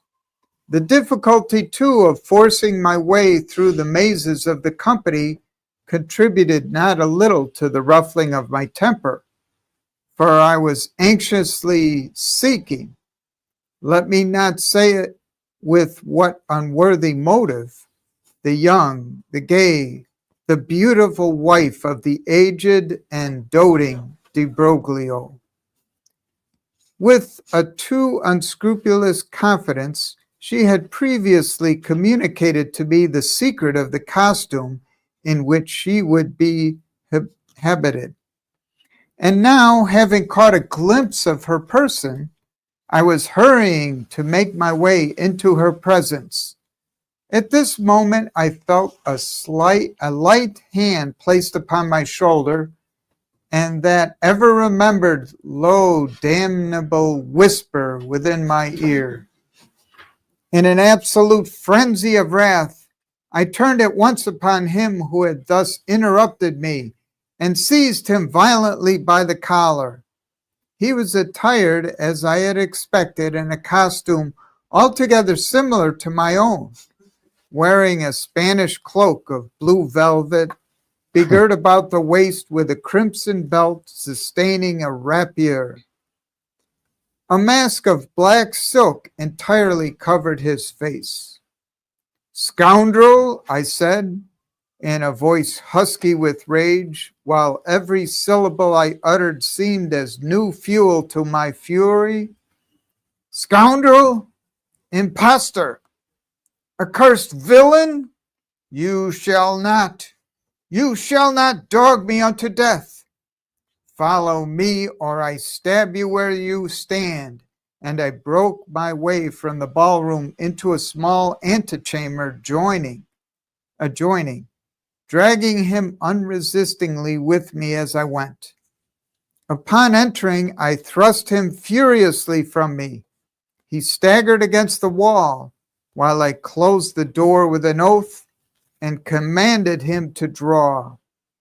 He hesitated but for an instant, then with a slight sigh, drew in silence and put himself upon his defense. The contest was brief indeed. I was frantic with every species of wild excitement and felt within my single arm the energy and power of a multitude. In a few seconds, I had forced him by sheer strength against the wainscoting, and thus, getting him at mercy, plunged my sword with brute ferocity repeatedly through and through his bosom. At that instant, some person tried the latch of the door. I hastened to prevent an intrusion and then immediately returned to my dying antagonist. But what human language can adequately portray that astonishment, that horror which possessed me at the spectacle then presented to view? The brief moment in which I averted my eyes had been sufficient to produce, apparently, a material change in the arrangements at the upper or further end of the room. A large mirror, so it first seemed to me in my confusion, now stood where none had been perceptible before, and as I stepped up to it, in extremity of terror, mine own image, but with features all pale and dabbled in blood, advanced to meet me with a feeble and tottering gait. Thus it appeared, I say, but was not.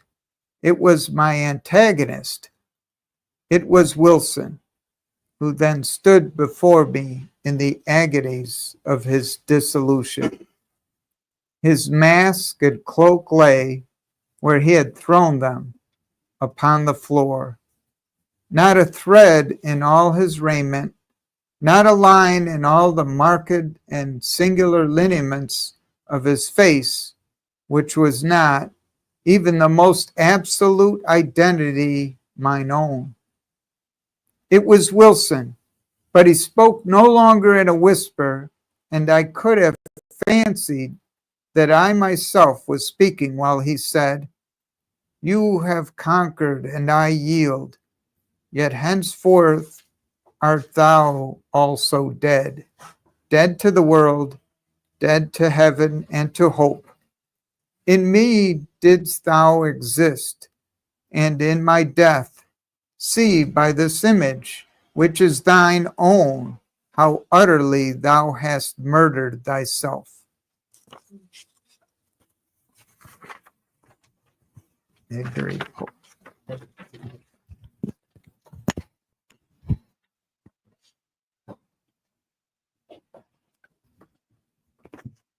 I don't know that anything has to be said about that. If people have comments, fine. I think what's important just to say about our situation is it's useful to think about the persons that we are confronting from that standpoint, from this standpoint. Too often what has happened is that people are made one-dimensional or maybe two-dimensional. But there's a process that is beyond the evil that men do. And there are laws that exist beyond those laws. There is something called nemesis. And it is as real as anything physical in the world. There are reasons for that, which I don't think should be discussed by me now, because I think the story itself says much. But if people have either questions or comments, it'd be good to take those now. Whatever thoughts you may have. Thought that make sure I should write this on. And if anyone else has questions or comments, I'll pass this around too. You know, because I had read this story once before a while ago, but I only remember the interactions between William Wilson and Cullen and himself, and I forgot that there were very long descriptions, especially in the beginning, about the school itself. You know, the teachers, the hallways, how dreary and gothic everything looks. And I didn't really get like, well, why, right? Isn't this a story about a guy and somebody who looks exactly like him? Why spend all this time explaining in great detail how dreadful this school actually is? You know? 3 schools. Yeah, right. It's not just one school, right? So, well, now it's like, okay, obviously he put that in there for a reason, you know. So it's not just a simple story about a guy who's trying to go after himself or something. But I don't know if other people had thoughts as to like why spend so much time talking about the environments of these schools. Let's remember one other passage in terms of what you just said.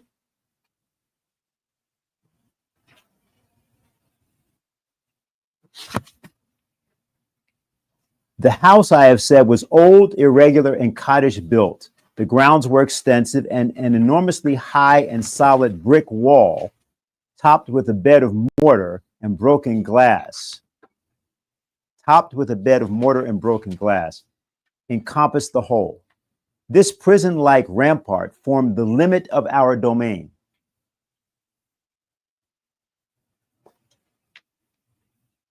Okay, so think about the pit and pendulum.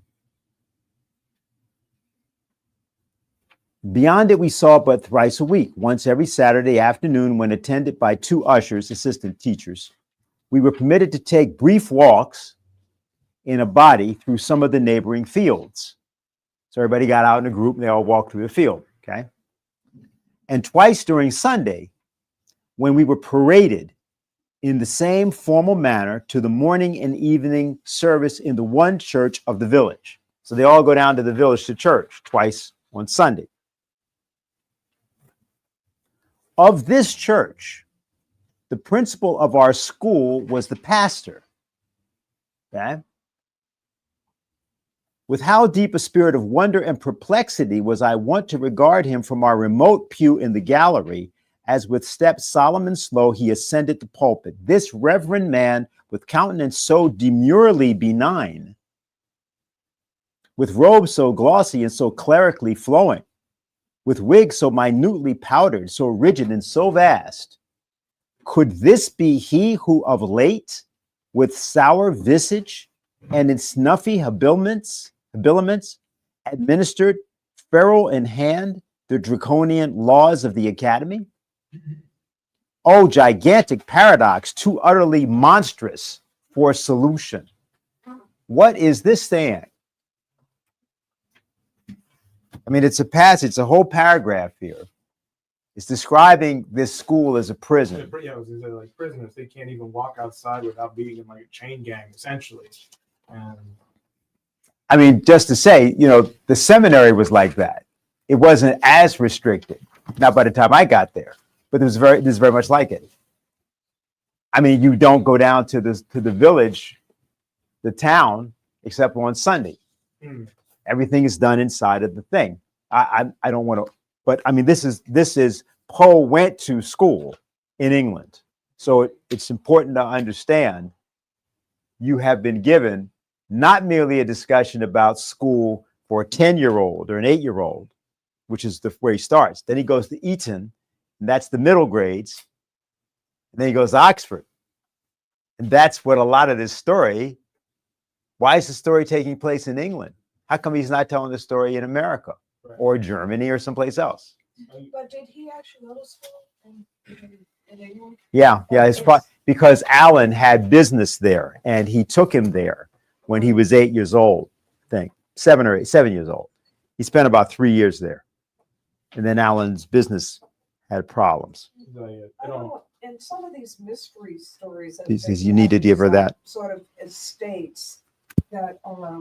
Wait a minute. We'll start over because we want to make sure that we have Oh, I'm sorry. Yeah, in some of these mysteries, like the Dorothy Sayre or the Agatha Christie, you have these like sort of old estates, which is usually something bizarre is going on there, but sometimes they have these. They're walled in, almost like a fortress.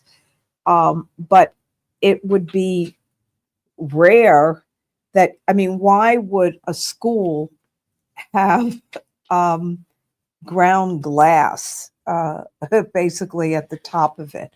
I mean, that's obviously to keep everybody out and to keep the people that are there in. Also, a ferrule, F-E-R-U-L-E, right? This is a wide angle ruler for purpose of punishment. Well, Oh, I don't want to bring in the age of iron. Oh, actually, can Uh-huh. you put the knife again? Yeah, take it You again. have to put it around. Because oh, sorry. Can you say something else? I don't want to bring up an example that people may not get is this 1968 film called If. That was like what was coming to my mind, you know, and it's okay, about well, we got it at the same time. Go ahead. it's a British boarding school, and it follows like the kind of hijinks that the main character does. His name Mick, right? Yeah, and then it ends with them shooting up the school. It's like the conditions of the school kind of forced them to want. I don't know. That's how I interpreted the film, but I just think the way in which Poe is characterizing these English schools like prisons, you know, it almost encourages that kind of behavior because it's just so restrictive. Like there's no room for creative any kind of creative outlet whatsoever. Well, it's not just restricted, but it's flagrantly duplicitous, right? I mean, this guy is beating him in a room when no one's watching, and then holding this sermon in the public domain. I feel like that definitely sets the scene for his fight with himself, right? But it's like you have sadists there. Like if you think about the If story. Yeah, a lot of people don't know it. So The film, yeah. let me just reference something about the film. Malcolm McDowell is the protagonist in the film. He later plays Alex in Clockwork Orange. He has a one-man show, sort of an autobiographical show, which he talks about starring in that movie. And he talks about how it was his view. The movie said in 1968. So his view was that once the movie was seen by a large number of people, and there were massive numbers of people going to see it at that time in England, that there was going to be a real concern among what we call private school is called public school in England. Okay, so when you say public school in England, it means private school. He thought there was going to be a great concern in the school system and that the movie would be banned. The movie was instead shown in the public schools. And initially, he couldn't figure out what that was about. He was just baffled. Why would you be showing a movie that shows all these students revolting and killing the teachers? Now, what he said, there's a scene in the movie in which the headmaster, who does get killed at the end, discusses how all aspects of culture and behavior in the society must be led by the elite in every field. In every field. So that's what they think the school system is. So the school system is not about the pursuit of knowledge. The school system is about the pursuit of control. Now, think about something. In the film, right, there's revolt. But is that actually opposition to the control. Because the issue here in the William Wilson is that's his thing, right? He's completely in control of his whole life. That's what he says from the beginning. Nobody can stop me. My parents can't stop me. They have the same flaws I have. They can tell me nothing. I ran my entire life, he says. But did he? So I just, in reference to this British school system idea, what McDowell says in his one-man show is he says that the British like to create their own opposition.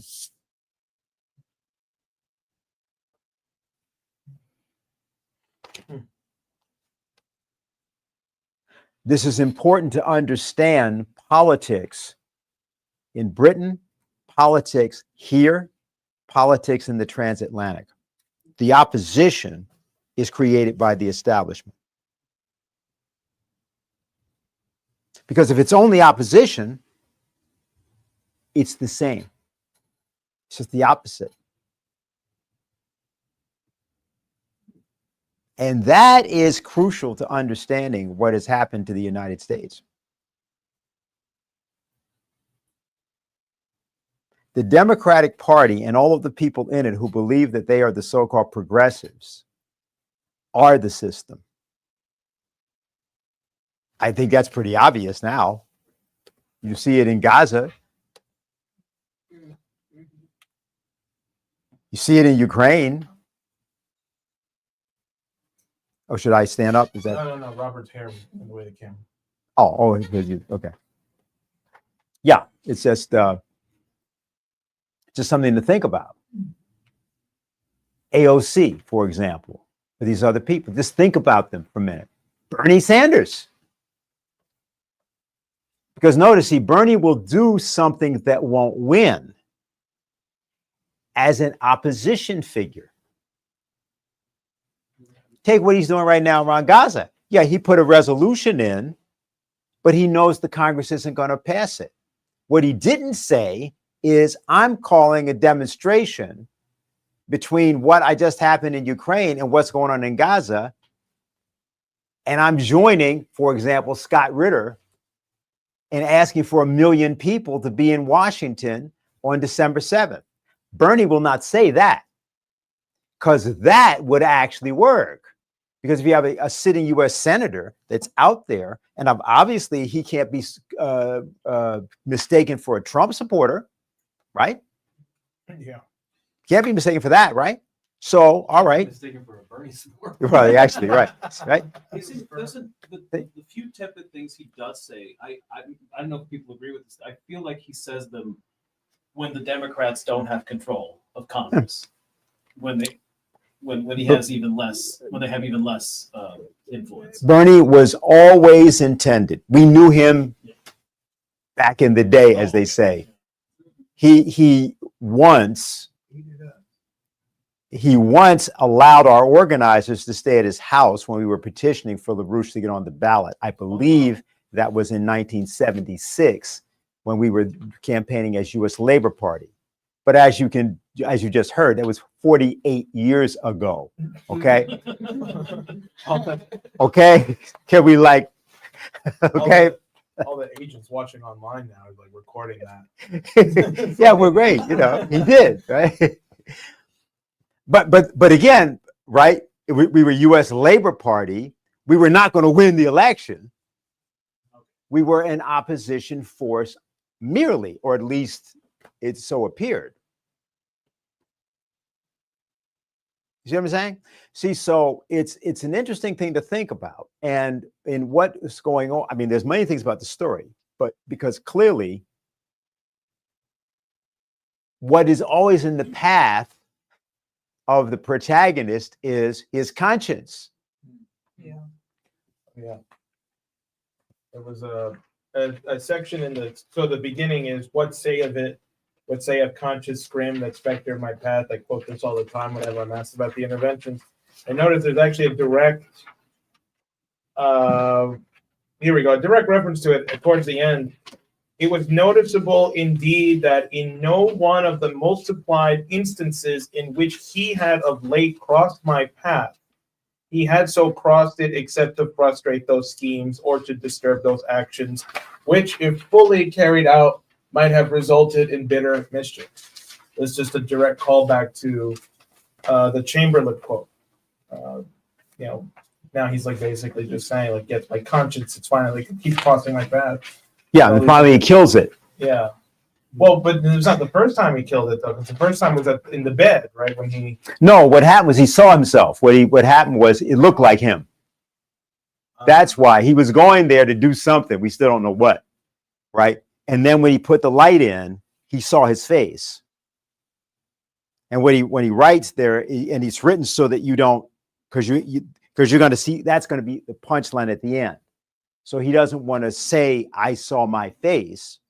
He just describes it as, this guy is imitating me. But how can he do this? He's sleeping. This is like crazy. He's really imitating me. That's the idea. He doesn't act then. I was reminded of. I think so. People come up so people can see them, because otherwise doesn't it get boring? I suppose if you want to, they'll hear him if they have the mic. Okay, if that's all right. I just don't know what visually it changes when people see different people, right? Sure. Yeah, why don't you do it anyway, just so it's not. I was just going to make a quick comment that this reminded me of one other politician, which is our president, and how you had this nickname for Joe Biden, Brandon, which came from Trump supporters, but then you had this other nickname that they gave him, which was Dark Brandon, which is when he went out to do this speech about it was basically like a speech about how Trump supporters were evil, and he had the red background. Yeah, with the two guards. Yeah, and it was this clearly really dark. It was a really apt nickname in that way. It was really dark, just what they were trying to do. And yeah, I was just reminded of that reading this, and how that ironically, there could be a similar thing going on where he's literally trying to kill his own conscience and just abandon any pretense of being the leader of a republic. So yeah, thought it was interesting. Right. I think it's important to say that regardless of whether he is actually conscious, he is accountable. Because of all the things he did to get to the point of the dementia that he has. I don't mean he caused his dementia, but I mean that the compromises, the multiple compromises, the lying upon lying, the layers of that all of these people get involved in. But, some people can't take it. Yeah. For some people it's cool. But for a lot of people, at a certain point, you start to come apart. Because remember, he has the history also in terms of the car accident. And then the thing with his son. Yeah. So there's another thing with him, right? And when he would often tell these stories, the ones where people started to notice the dementia 4 years ago when he was campaigning, and he'd be telling some story, and suddenly he was referring to events that didn't happen. And you were saying, well, he was just lying. No, it was more complicated than that. There was an emotional thing where he was trying to connect. But now the corruption had corroded. Yeah. And now these things weren't matching. Yeah. Sure. Yeah. No, I was just going to say that what this story actually reminded me of is another Poe story, The Telltale Heart, in which this narrator, he goes through, how he commits this great crime and how he hid it from everybody. But the punchline in the end is that he ends up confessing to his crime, because Poe's point is that there's this principle of natural law that you can't get away from this evil. It's going to confront you in one way or another. You're going to be held accountable. And I know there's other Poe stories like that. The Black Cat, I think, is like that. The Imp of the Perverse, which is more of a narrative. But it's interesting how all these stories, they follow this line of dealing with this psychologically. It's very interesting. Yeah, exactly. What's the end? What's the end of what? Well, because he kills his conscience, and his conscience says, well, now you've killed yourself. Yeah, but you're the end. because the whole thing is being said to you. The whole thing is being told to us. He's saying, I'm not going to use my name because if I use my name is so detested today that I don't even want to use it to tell this story. Because if I use my name, you're not going to listen to the story. Right. So that's why I just call me William Wilson. Right. It's like if Joseph Goebbels, right, we're going to tell this story. Say, well, right, I'm not using the name Joseph Goebbels because, like, automatically you would have like not listen to any of this, right? And that's why it begins that way. Right, because he's retelling. Mm-hmm. It's a retelling. It's not a retelling at the present. So he does continue to live afterwards, but obviously, right. The whole point of him retelling it is because it actually is conscious. Never right. Because it didn't. That's the whole point. Because otherwise, you wouldn't be hearing the story. Right. Right. It's like Dante's Inferno. But here you have the narrator is not the narrator and the teller are the same. The criminal and the narrator are the same. Right. So it's instead of you having Dante going through and talking to someone, the person is telling the story, and you are the Dante. It's like you ask the question, because that's why you're right. He's saying, "My name is William Wilson." Why would he? You must have asked him that. Huh? What's the first sentence there? Let me call myself for the present William Wilson. Right. So he's addressing you as though you've asked his name. Right? Okay. Yeah. So it's already a dialogue as soon as it starts. Sure. Yeah. Bach does that kind of thing all the time. He does it where he'll start a piece on an offbeat. Yeah, and he does it actually all in most of the, like in the preludes and fugues and stuff. It doesn't start on the first beat. But the listener doesn't know that because the piece started. So you figure you listen to the first thing you hear. And a lot of the things with Bach that work with the voices coming in come from that. It's the way he uses space. Right. And the same thing, Poe's doing something similar. Yeah, it's interesting to go back and read just the beginning because he actually explains the whole thing that happens to him. You're going to say anything when they have the microphone? Oh, he actually explains the whole thing that happens to him in the beginning. First of all, it's as if he's writing this. He wants to give an account to the future or to people who are going to read this because he says, almost the like a fair deposition. Page now lying before me need not be sullied with my real appellation. So he's writing something. And then he says, I would not, if I could, here or today embody a record of my later years of unspeakable misery and unpardonable crime.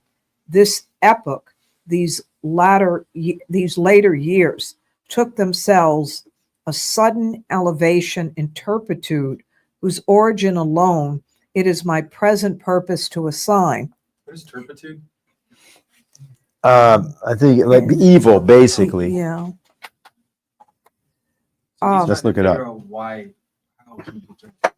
Right. Well, he's trying to tell you. He's saying, "Listen, I can't even try to tell you about the later stuff. Yeah. Like it's you're just not. You'll be. And, you never would listen to me. Let me tell you how I started, because then I might get even pity, as he once said. Exactly. And then he says, men usually grow base by degrees. From me, in an instant, all virtue dropped bodily as a mantle.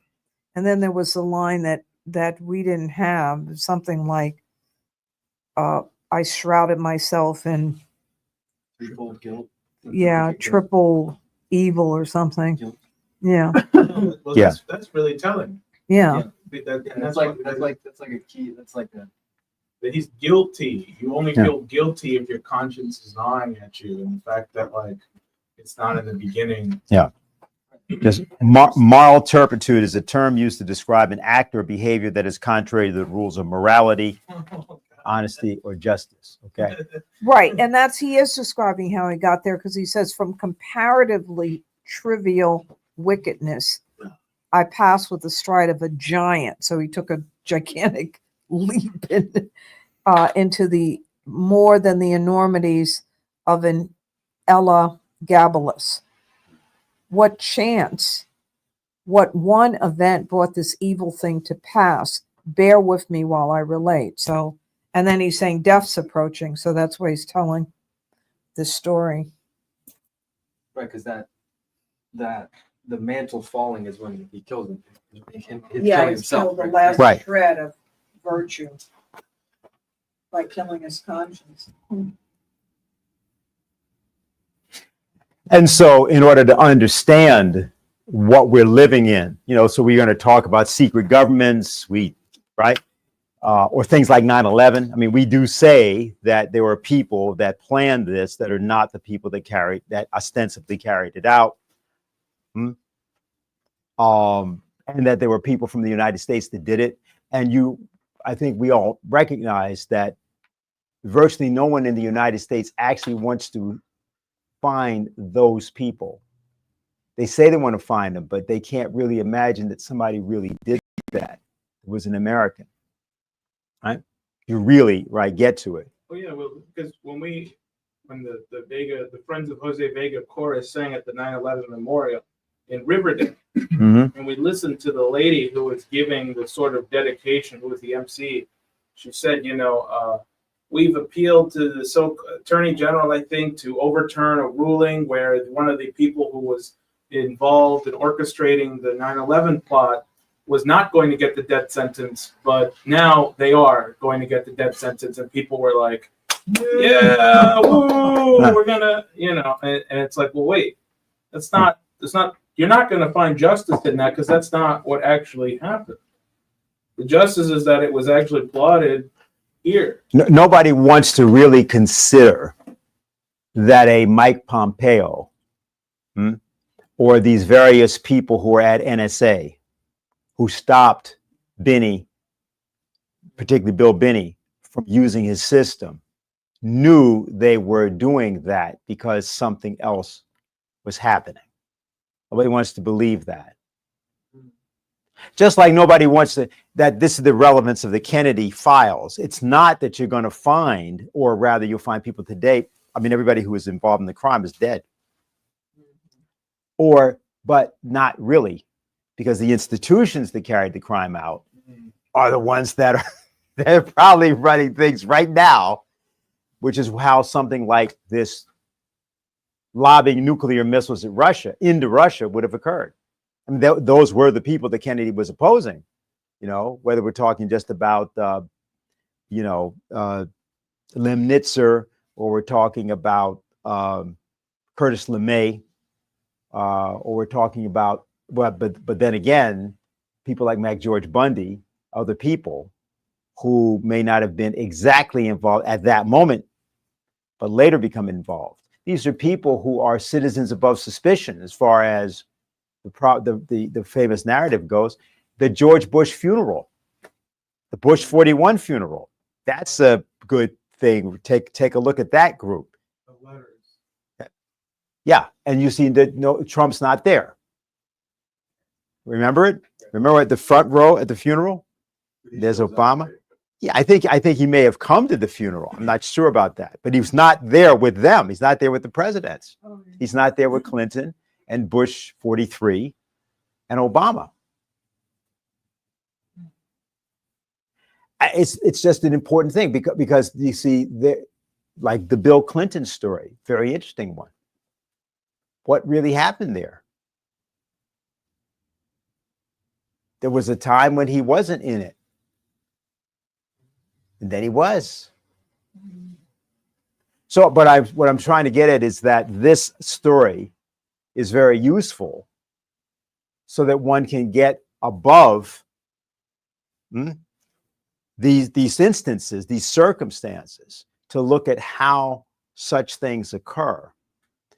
And thereby, if you're going to really sentence people, we often say, in order to sentence, the most important sentence is the truth.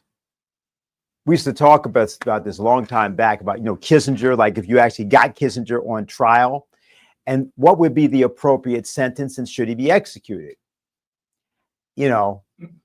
And LaRouche said, no, you don't want to do that. You want to just put him in some, don't execute him, put him on trial, make sure everybody knows what the crimes are, and then, put him in some place where old ladies and little kids can go piss on him.